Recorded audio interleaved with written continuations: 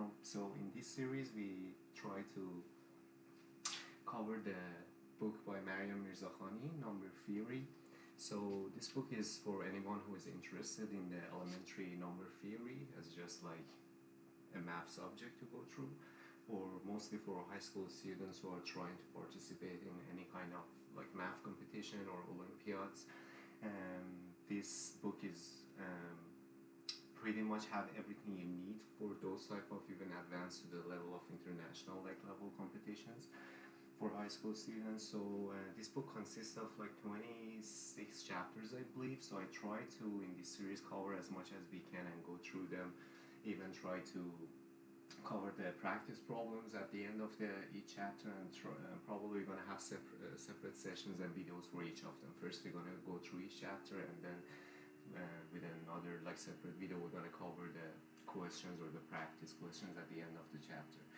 So number theory, if you don't know, is the subject of the math that mostly concerns itself, especially when we're talking about the elementary like number theory. We're just like mostly concerned about integers. And just before going to the first chapter, which is about the most important like subject in number theory, which is divisibility, let's just like refreshen our memories about some concepts and terms as well first, and then we dive into these theorems and then cover each page by page and go through the first chapter. First chapter is kind of like short, so hopefully we can just like finish it in one go and in one video. But the later chapters might take us like we have to part them and break them down into separate like videos. And before diving in, let's just like go through some of the terms that like we have different type of numbers, if you can recall from previous like math that you have probably seen in high school. So we have something known as whole numbers.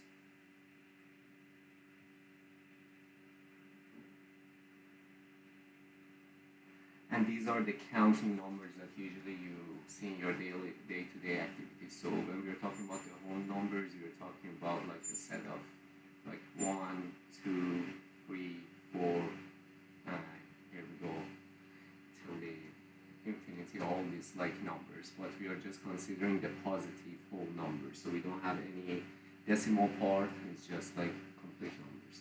So after that, we have another set, which is the parent set. Kind of like consists of all the elements of this set plus some other elements. So we have integers.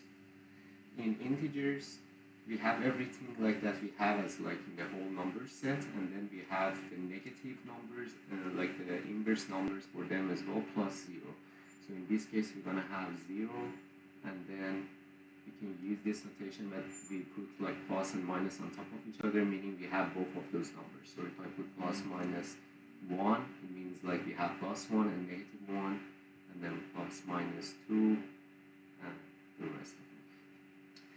We also have like rational numbers and like irrational numbers as well.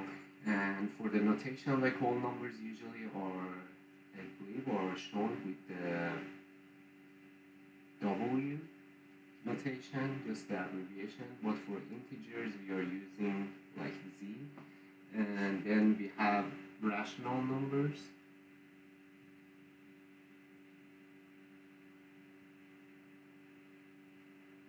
And we have irrational numbers.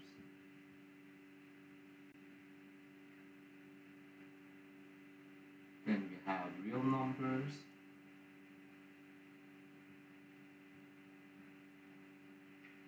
And we also have complex numbers.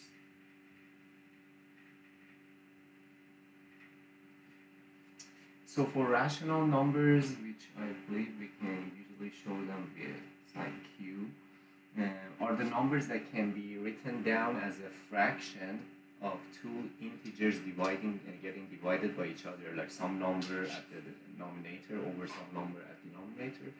And given that the denominator is not 0, so that happens for numbers that they have decimals, but the decimal is either has a repeating pattern or it just like gets finished at some point. So rational numbers can be numbers like, for example, 4 over 3.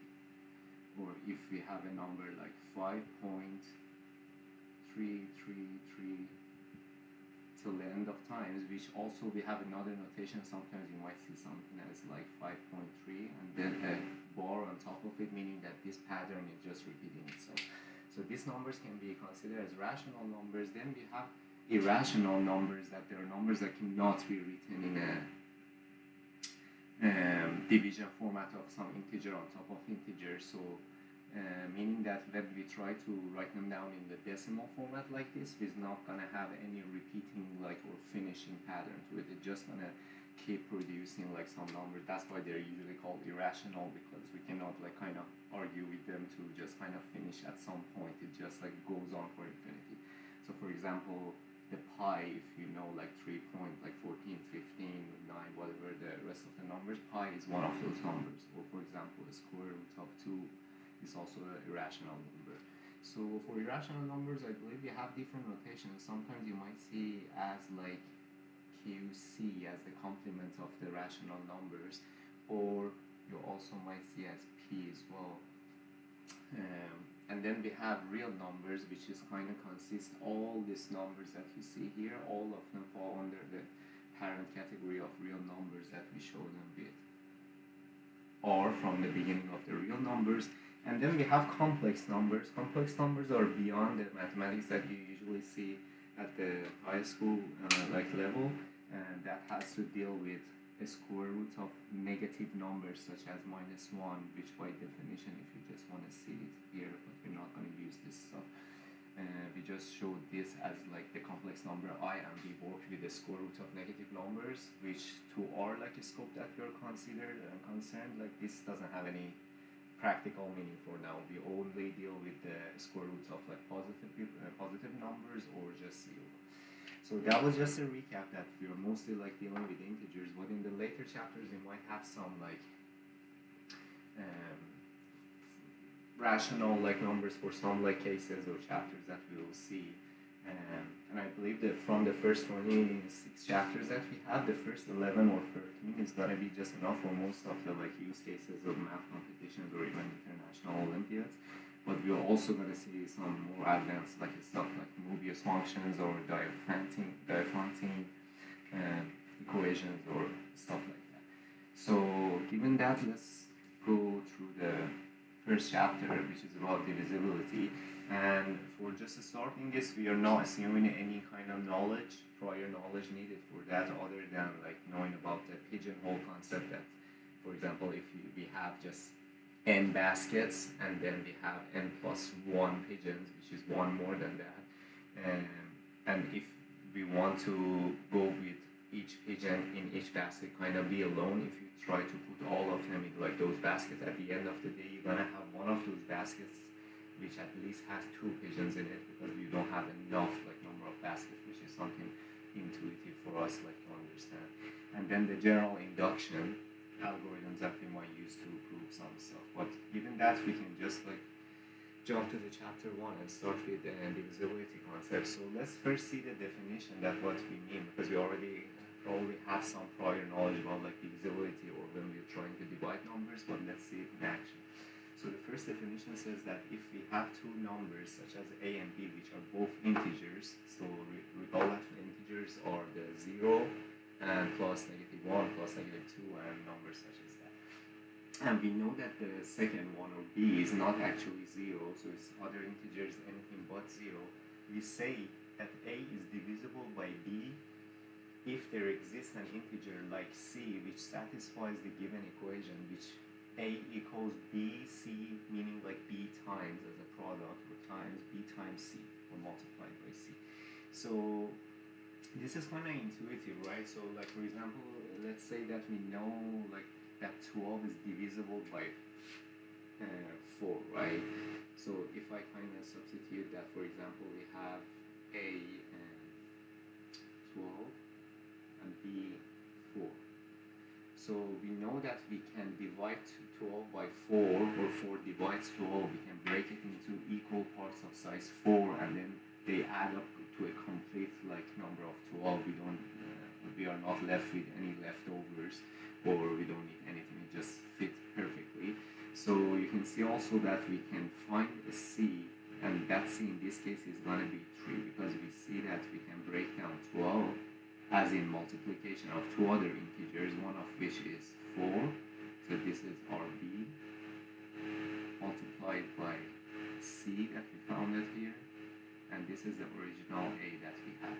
So when we say that a is divisible by b, it means that we can find the c, which in this case is 3. That's like this c multiplied by b will give us a, and that's the definition of divisibility. There is also a notation that we use for this. If we want to write it in short, that like a is divisible by b, we show it as b, and then this is a pipeline character or a straight bar a, and this is exactly the equivalent of this when we say a is divisible by b, or b divides a. We write it as like b kind of divides a, and this is the symbol that we're using. So for example, in the case that we have, because 4 divides 12, we can write it as 4 divides 12. And if that's not the case and we want to negate this and say that, oh, b doesn't divide a, and we just like strike through this pipe character or horizontal character, just like, for example, we know that 5 doesn't divide 12, right? So we put this and then we put a strike through for cancellation, so it shows that 5 doesn't divide 12. So that's the notation and syntax that we're going to use. And then other definition as well, that when we say b divides a and a is divisible by b, we're going to see that later we're also going to call a as a multiple of b, meaning that you can find a as multiplying this b by another integer, which was c in this case, we get to this multiple of it. And then on the other side, b that divides a, b, we can say that b is a factor of a. So factors help us divide numbers, and multiples are the numbers that are divisible by the smaller factors.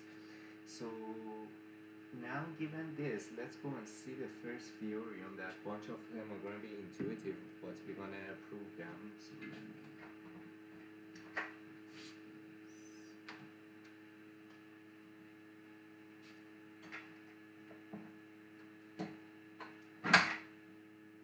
Alright. So now let's see, our theorem has like 6 parts. Let's see what they say and then we prove them one by one. So it says that suppose a, b, and c are all integers, and we know that b and c, or we are assuming that they are not 0, right? And then these are given. Let's go through them one by one. If b divides a, or a is divisible by b, then we can say that also b divides minus a, and also minus b divides a. So let's see how we can go through this first one. So I write for each of them I try to just like keep it short and like prove it here, and then we erase it and go to the next one. So for the first part,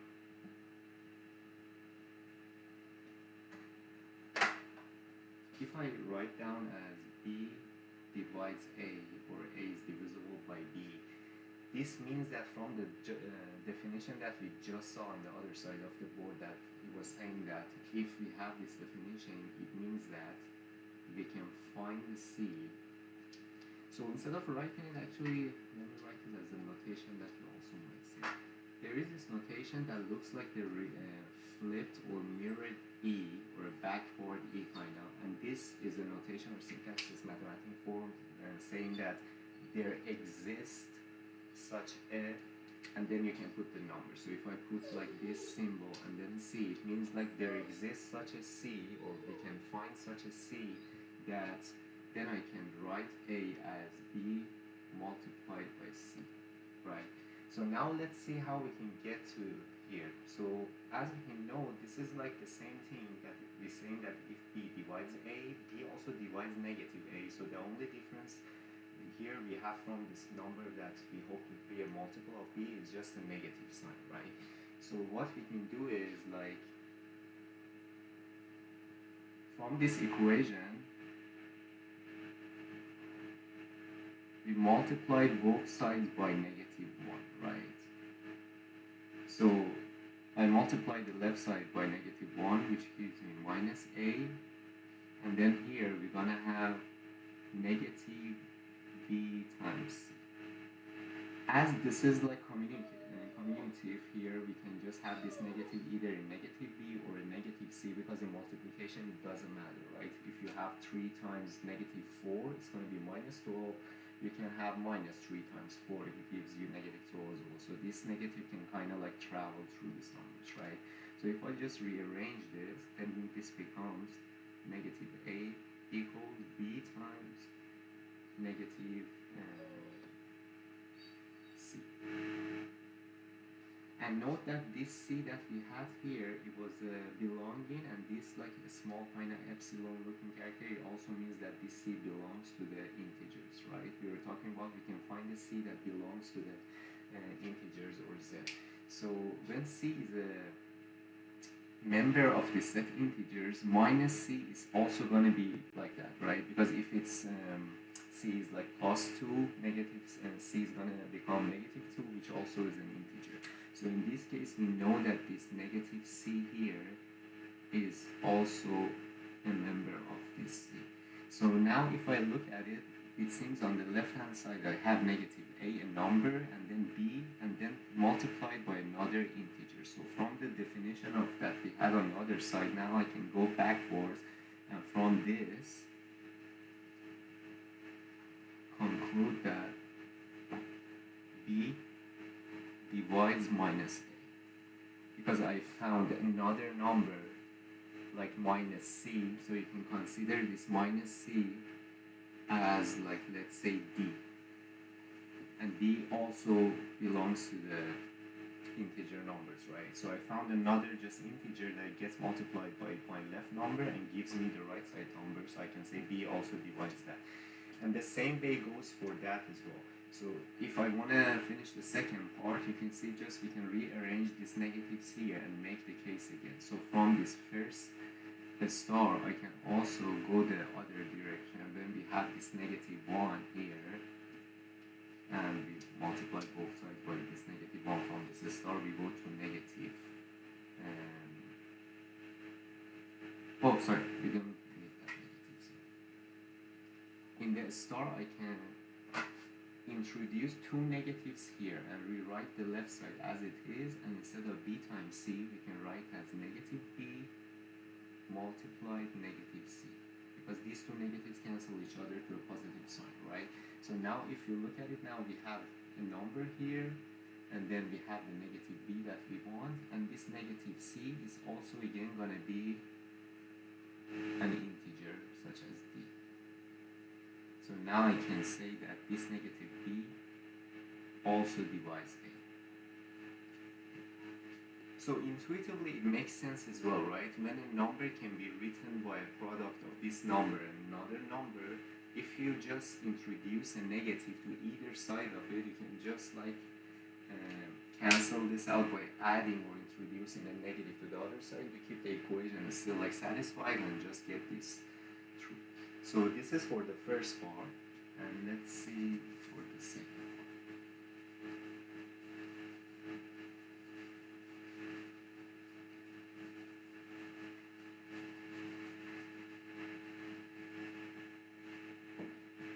Second part says that we have a number c that divides a and also divides b.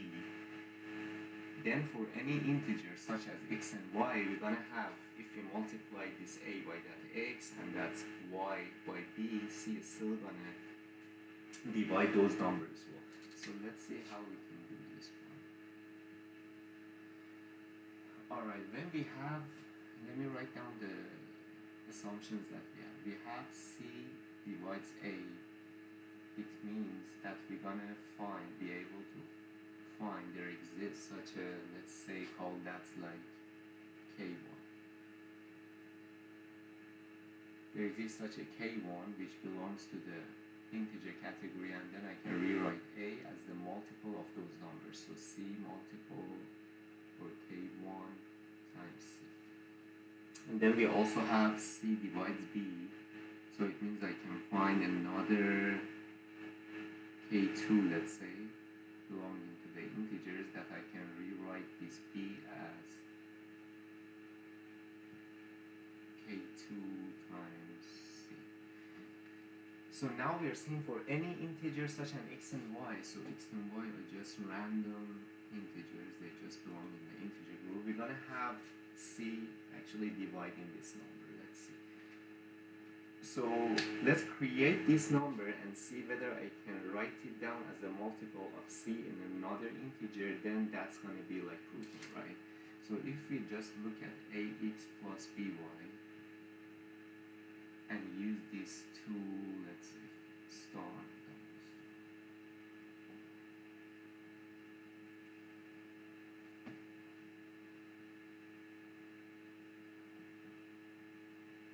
with the long equal signs to write that we are using these two assumptions here and substituting them.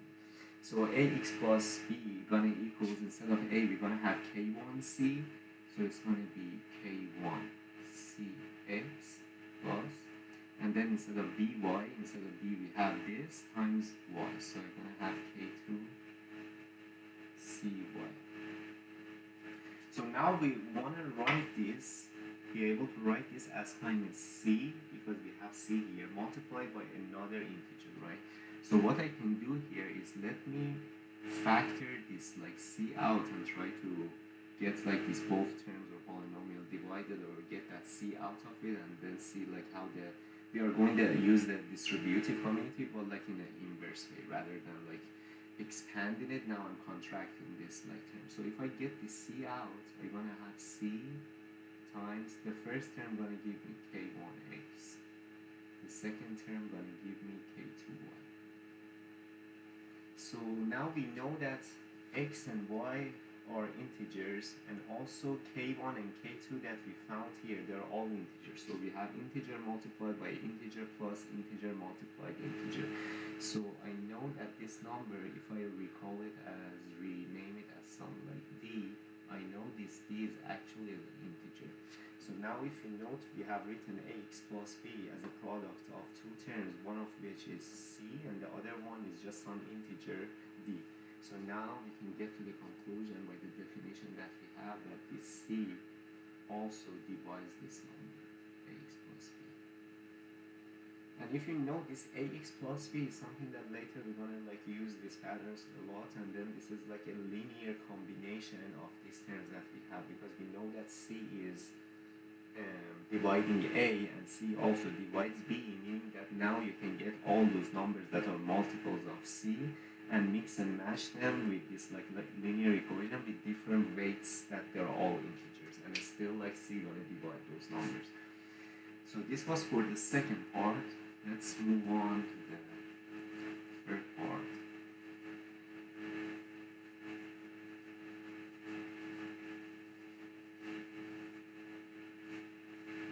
Let me see if I can check the time to see how long this video is going to be as well. So right now we are at 23 minutes so far. Okay, so far it's good. Let's continue with this third part. So I want to keep it short to like an hour max video, or like 90 minutes, so they wouldn't get like that much boring to watch in one sitting, so at least you can finish it. So the third part is, if we have c dividing b, or c divides b, then we have, if you recall, this is the absolute value symbol when you have two pipes or two vertical lines around the number. And absolute value means, like, again, to recall this, absolute value of numbers such as x, we can write it as a conditional definition. If this number x, which is inside this absolute value, is a positive number, so if x is greater than or equals 0, we have the semicolon, we just take it outside, so this absolute value doesn't do kind of anything to the positive numbers, it just leaves them as they are. But for negative numbers, it takes the negative out and it prints out the positive value. So absolute value always return a positive value. In the case of positive, it just returns the own number, but in the case of a negative number, you kind of multiply it by another negative, which takes care of that negative, takes it out, cancels it out, and at the end, the result is still going to have a positive number. So for example, absolute value of 5 is just going to be 5, and absolute value of negative 6, it's just going to become 6, because absolute value of negative 6, then we go in this case, which is negative 6 or minus 6, which becomes positive. So it kind of like ignores the sign of the number and just puts out the value of it, and that's why we call it the absolute value. So that's the operator or the notation that we have here. So this third part talking about that when we have C dividing B, then we have the absolute value of C is less than or equal the absolute value of B. So again, let's use the definition to see how we can use this assumption to write that down. So if we have C dividing B, it means that there exists such an, let's say, K belonging to the Z category or integers that we can write it as B equals C times K.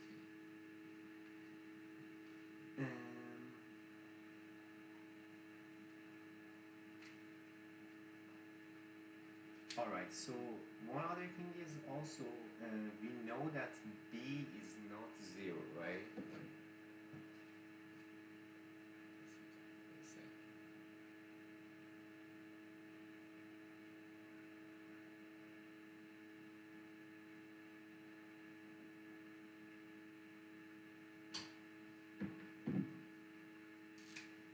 Alright, so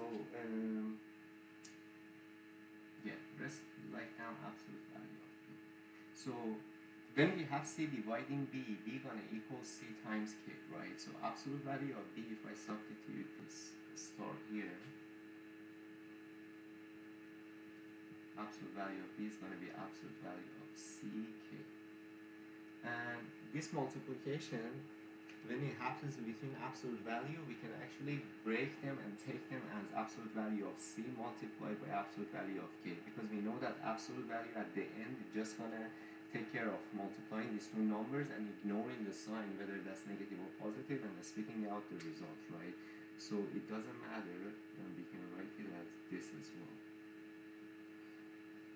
Absolute value of C multiplied absolute value of K. But now let's look at the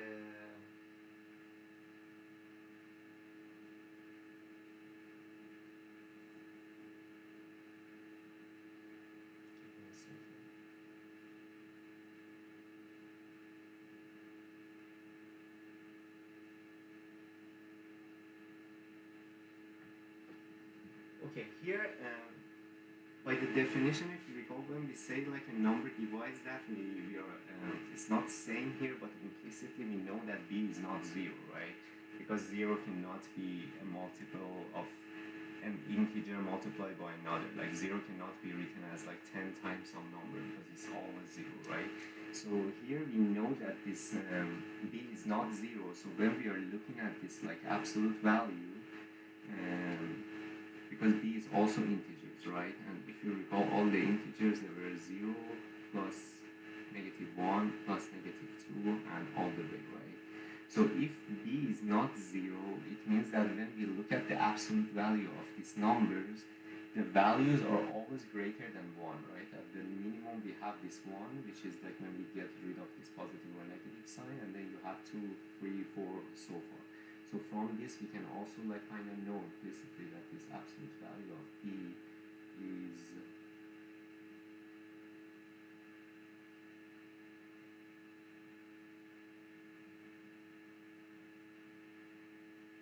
or even it applies to the K. Let me double check something.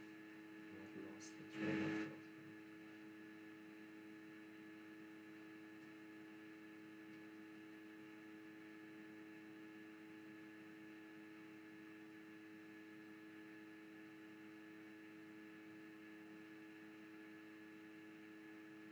Yeah, we should have talked about K, because now we're using. Yeah. So the same thing that we were saying is just about the K as well, because instead of considering this, we can look at the K here, because K cannot be 0 as well, right?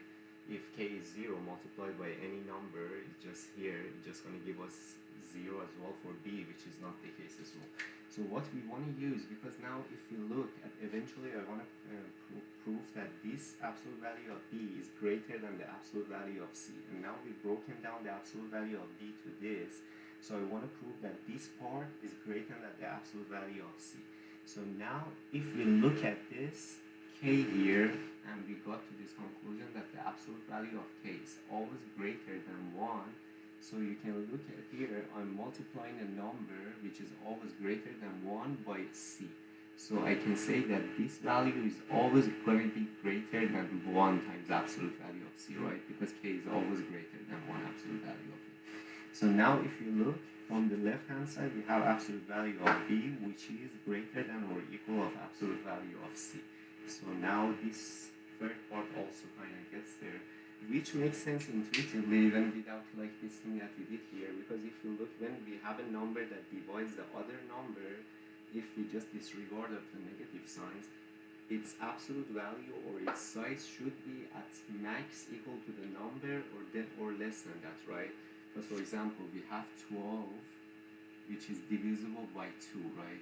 2 divides 12, 3 divides 12, for example, 4 divides 12, 6 divides 12, and also 12 divides 12, because 12 is actually 12 times 1, right?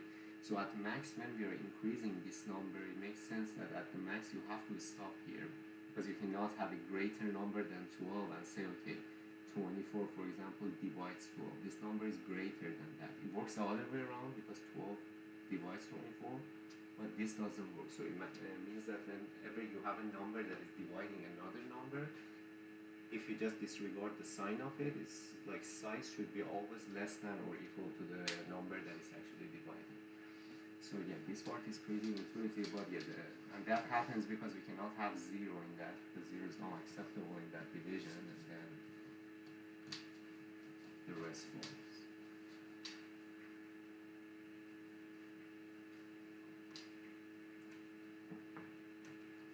Alright, so kind of like you can see that how this like kind of translates to this like four part, that we have a number dividing 1, then we want to prove that this number should be that. That kind of like follows it from the previous one, kind of you can see, because when we have B like dividing 1, this kind of is like that C that we had earlier here, C dividing B, so this size should be less than that. So now we know that if I use the third part actually for proving this part, the absolute value of B should be less than or equal to 1, right? So now we can see that when we have this, we know that B can be, and B is an integer, right? So when we have the absolute value less than 1, the only possible solutions to this is either the B is 0 or it's plus or negative 1, right? Because if it's anything else like plus or negative 2, the absolute value is going to be becoming greater than that 1. So now we have these like 3 cases, 0, plus or negative 1. But then we know that B divides 1, right? So again, like B it cannot be 0, because if we are checking that whether we can say 0 divides a number, we know that division by 0 doesn't ever exist, right? You can't divide a number by 0, or in this case we cannot find, like there doesn't exist a K that belongs to the integer numbers that we can say, okay, 1 equals is 0 times that K. Because this part is always going to be 0, but this part is a number which they can never be equal. So we know that 0, because of this, just like gets ruled out, and then we have B either plus or negative 1, so B is just going to be plus or negative 1. So that's for the fourth part, and then let's see the fifth and sixth.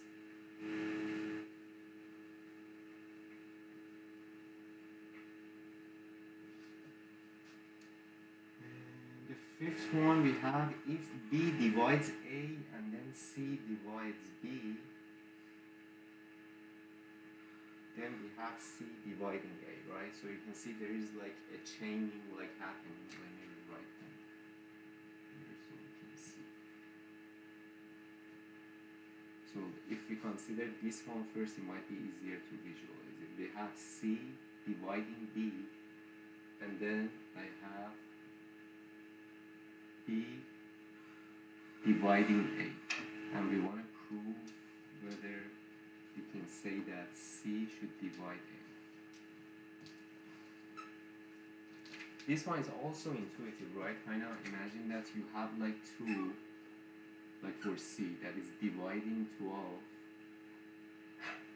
and then you have 12 that is dividing 24.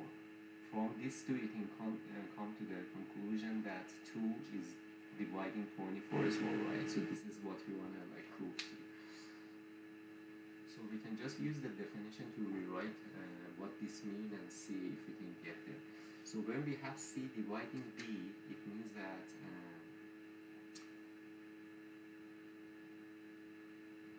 there exists, let's say, a K belonging to the integers that I can write B equals KC. And then when we say B also divides A, it means, let's say, there is an M belonging to the Z that we can say A equals MB. Now what we can do is just substitute this B that we have here for this case. So I kind of like plug in this value into this. So now by plugging this star into the second one, I can say A equals MB, just leave it as M, and instead of B I write down KC. So this becomes MKC. Or if I just group them together, because this is a multiplication and the order here like doesn't matter, I can write this as MKC. So now if you look, we have written A as a multiple product of C, and here MK, M and K, they are both integers, right? When you multiply 2 integers, again you're going to get another, let's call this D, which is also an integer. So I have D as an integer multiplied by C giving me A, so now I can go by the reverse of the definition and say, okay, I know now C divides my A because I found another like integer and it gives me the original A that I have. So this is for part 5, and let me see how much time is elapsed right now. Okay, we're at 37 minutes. So we can finish with this one and see one example, I guess, and then maybe I'd rather break this part, this chapter into 2 videos then. So let's like finish this part and see an example, and then we're gonna continue in the next video. So now we have if C dividing B and then also B dividing C. So you can see like there is a reverse like mirror happening, like both numbers kind of dividing each other. Then we want to prove B equals either positive value or negative value of C. So let's see how we can do this part. Oh, we can use actually this third part here for this, which helps us a lot. So if we note at the third part we had that if a number divides another number, the absolute value of it is always less than or equal to the absolute value of the number, the multiple that is dividing. So from writing C dividing B, the first part of our first assumption of our last part, if C dividing B, I can say, okay, absolute value of C is less than or equal absolute value of B, right? And then if we have the other one, B dividing C or B divides C, I can say absolute value of B is less than absolute value of C. So now I have absolute value of C less than or equal B, and then you have the reverse side of it. So if both of them want to be satisfied at the same time, from these two equations I can say they actually should be exactly equal, none of which is greater than the other one. So we exactly have absolute value of B equals absolute value of C. And B and C are two just integers, right? So when you have absolute value of two numbers exactly equal, there's just like two possible solutions to this, because we know the amount of the numbers are the same. So the only way is either if B is exactly C, or we also have a case that they're just negative of each other. Like if you multiply one of them by a negative sign and then take absolute value from both of them, they're still going to give you the positive amount of that absolute value. So, or we can also rewrite this as just b equals plus or negative c. So if you have two numbers, both of them divide each other, it means that they should be exactly equal or just the negative of each other if you're talking about the integers. So I hope you like this part so far, and then I'm gonna call this one for now, and then we're gonna continue the next one. So